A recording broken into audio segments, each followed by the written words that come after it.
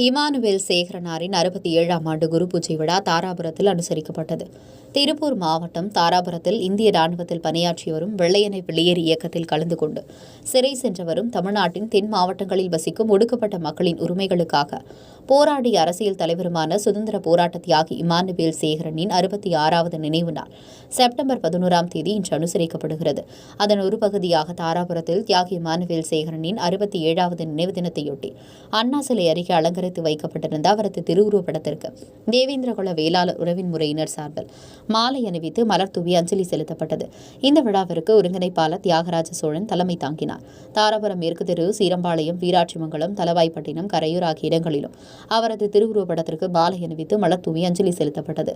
மேலும் தாளக்கரை கிராமத்தில் 50க்கும் மேற்பட்ட இளைஞர்கள் மது அருந்த மாட்டோம் என உறுதிமொழி எடுத்துக் கொண்டனர். உங்கள் பகுதியில் உடனுக்குடன் முக்கிய செய்திகள் உங்கள் விரல் நுனியில் காண எங்கள் தமிழ் நியூஸ் 24 சேனலை காண தவறாதீர்கள். உங்கள் தாராபுரம் செய்தியாளர் முனியப்பனுடன் உங்கள் தமிழன் ரமேஷ்.